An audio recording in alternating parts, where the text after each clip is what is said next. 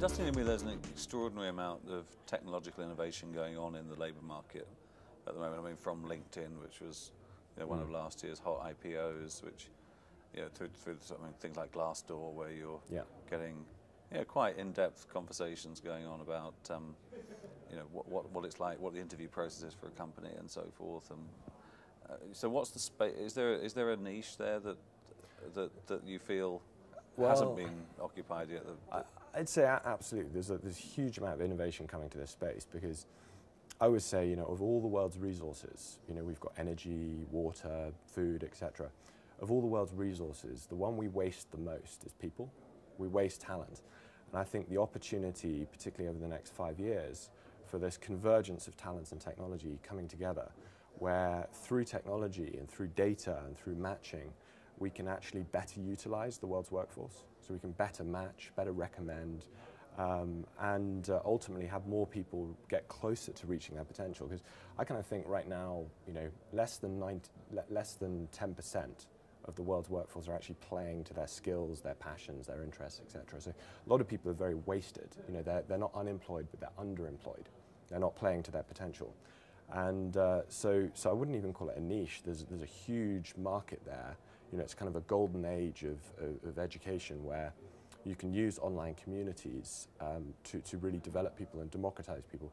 So rather than creating, the education institutions being the brand labels of talent, people can actually create more of a meritocracy and more of a flattening of the global labor market, which is going to have really interesting repercussions for the whole global talent market.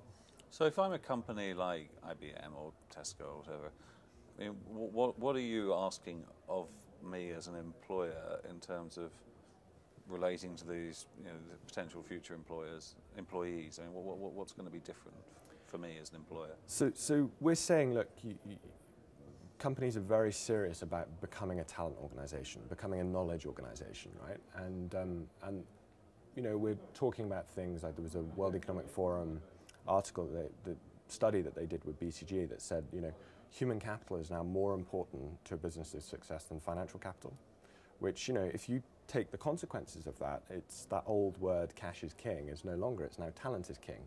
So we're saying, look, if you're serious about talent in your organization, you have to do more than going out there and just picking talent when you need them in a kind of transactional recruitment model, which is like the old model of recruitment. Just in time, once I need to hire someone, I go out and look on a job board or post an ad in a newspaper or whatever it might be, or use a recruiter.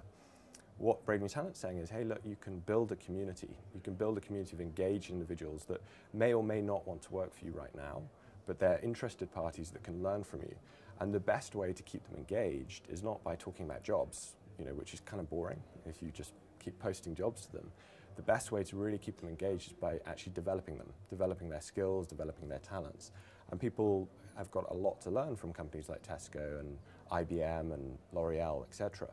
So if I can go and get developed and develop my skills from companies for free, that's very valuable to me, because people spend a fortune on their education.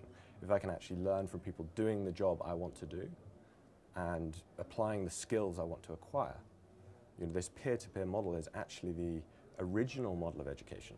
Before we had schools, before the kind of age of the industrial age where we developed our formal education system, the model of education was via the community.